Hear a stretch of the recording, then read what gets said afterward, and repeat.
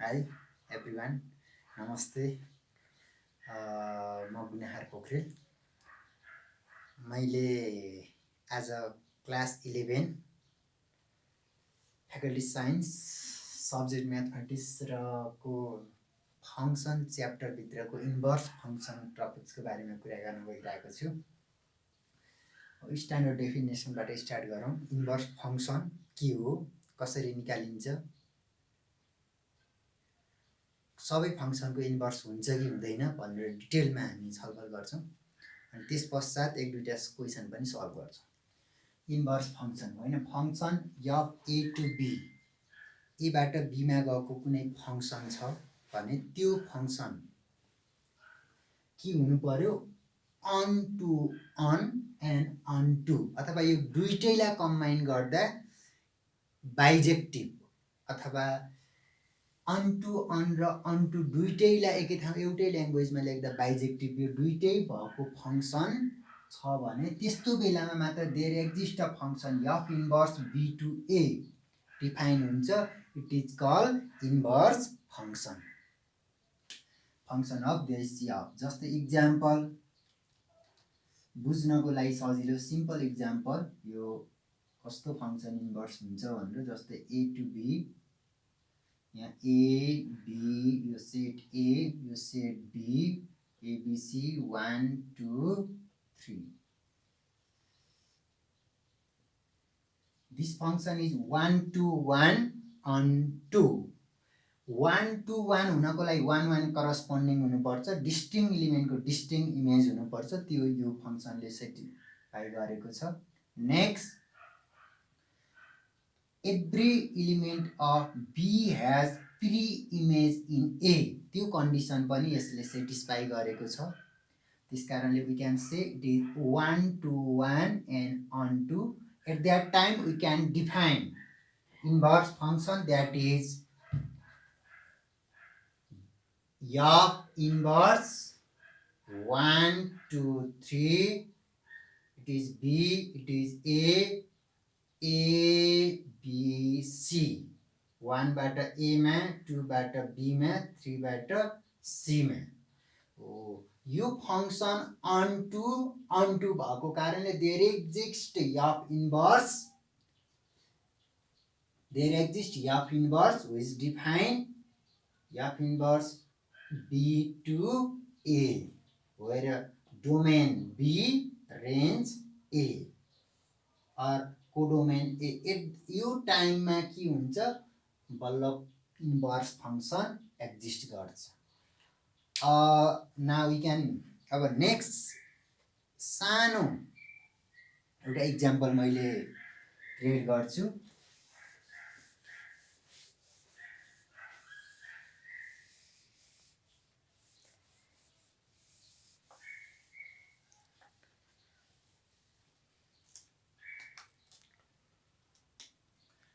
One to one र on to दुवै भएको फङ्सनको मात्र के एक्जिस्ट गर्छ, इन्भर्स एक्जिस्ट गर्छ भन्ने कुरा मैले जानकारी गरेँ।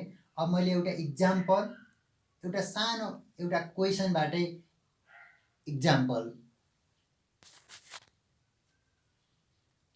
मैले 2072 बोर्ड इक्जाममा आएको क्वेसन साबार गरेँ इक्जाम्पलको रूपमा अथवा क्वेसनको रूपमा भनौँ होइन, जसरी बुझ्दा पनि हो। फेरि इक्जाम्पल के क्वेसन पनि इक्जाम्पल पनि कुरा उयो, कहिले क्वेसन इक्जाम्पलमा हुन्छ, कहिले एक्सर्साइजमा हुन्छ है। Be clear on it.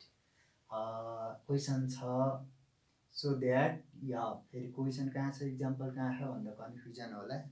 Be clear on it, example पनि क्वेसनै हो, क्वेसन पनि इक्जाम्पल हुन्छ। मैले क्वेसनको show that F R -2 to r -0 given by F of X equal to 1 divide by X -2 is bijective. Bijective show गर्नको लागि पहिला 1 to 1 अनि 1 to सो गर्नु पर्यो, देन फाइन्ड एफ इन्भर्स। कहिलेकाहीँ क्वेसनले डाइरेक्ट फाइन्ड इन्भर्स भन्यो भने पनि 6 मार्क्स क्वेसन आउने क्रममा हामीले अन टु अन र अन टु सो गर्नुपर्छ। Without showing one to one 1 to n we can not find the inverse function. हामीले इन्भर्स फङ्सन निकाल्नको लागि फङ्सनलाई अनटु र 1 to 1 सो गर्नुपर्छ। त्यसको लागि फर्स्ट गिभन सोल्युसन के छ given f of x equal to how many given function given f r minus 2 to r minus 0 given by f of x equal to 1 divided by x minus 2 to show 1 to 1 1 to 1 को लागि के कसरी show गर्छ distinct element को distinct image हुनुपर्छ त्यसको contrapositive definition लिन्छ हाम्रो डेफिनेसन के हो distinct element have distinct image then function is said to be one to 1 यसको contrapositive if the image are equal then element are equal it means त्यसको लागि for all x1 x2 belongs to domain r minus 2 हुनु हुँदैन यदि 2 भयो भने undefine आउँछ के हो f of x1 equal to f of x2 f of x1 1 divided by x1 minus 2 equal to 1 divided by x2 minus 2 or x2 minus 2 equal to x1 minus 2 simplify गरे x1 equal to x2 therefore function f is on to 1 to 1 for on to second part for on to त्यसको लागि we can take let y equal to f of x equal to 1 divided by x minus 2 where y belongs to r minus 0 sorry r minus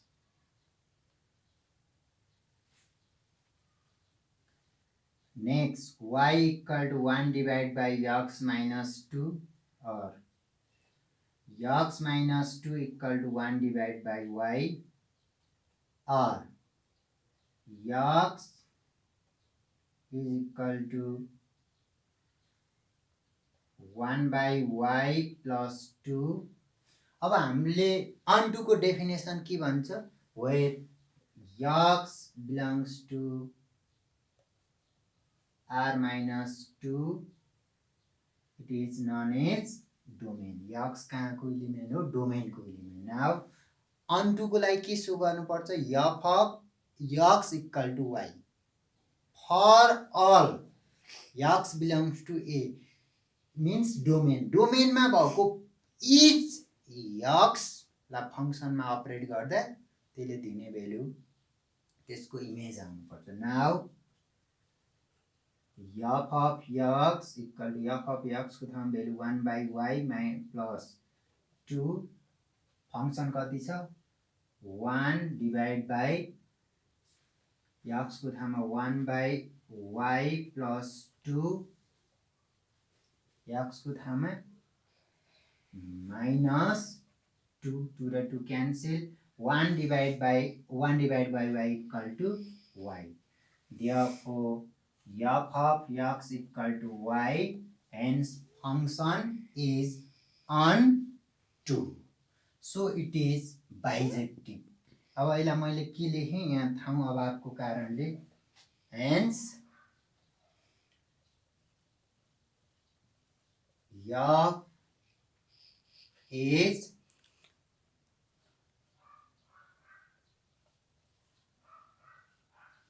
bijective कुनै पनि function on to र on to 1 दुवै छ भने we can call it is bijective. Inverse निकाल्ने बेलामा bijective so गर्नुपर्छ, देखाउनुपर्छ, अन टु लिनुपर्छ। कहिलेकाहीँ क्वेसन यही प्याटर्नको क्वेसन अन टु र अन टु वान हो भनेर दुवै देखाउन सोध्न सक्छ। कहिलेकाहीँ बाइजेक्टिभ सो गर्न देखाउन सक्छ र कहिलेकाहीँ इन्भर्स फाइन्ड आउट गर्न सक्छ। फङ्सन फरक भए तापनि प्रोसेस सेम। अब बाँकी रहेको मैले लास्टमा फाइन्ड एफ इन्भर्स एक्स निकाल्छु। यो दुईटामा कहिलेकाहीँ बाइजेक्टिभ सो नगरिकन एफ इन्भर्स निकाल भन्दा पनि यो दुईटा देखाउनु पर्ने अवस्था हुन्छ।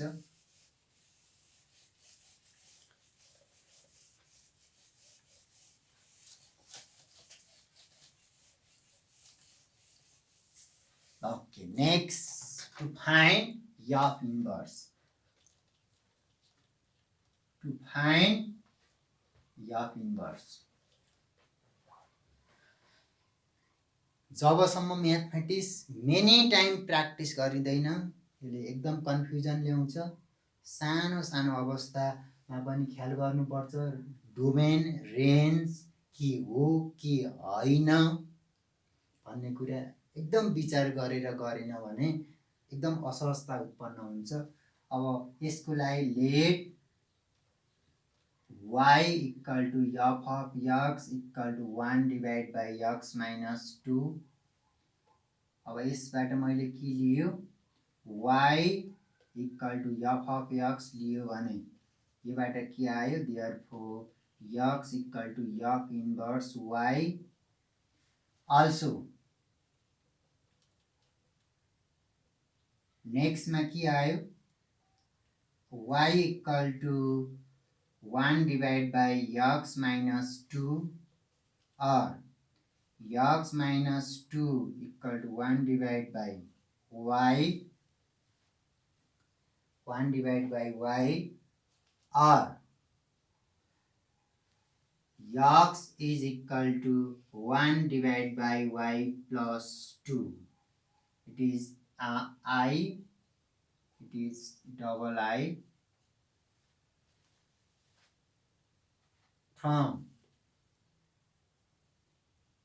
from equation I and double I we have F inverse y equal to 1 by y plus 2 since y is dummy variable, replace y by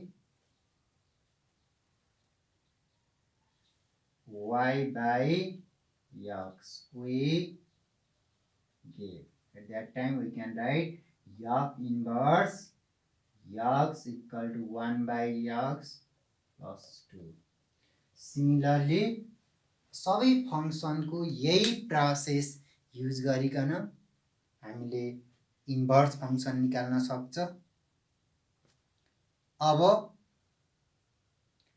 next भिडियोमा, यसपछिको भिडियोमा हामी कम्पोजिट फङ्सनको बारेमा कुरा गर्छौं।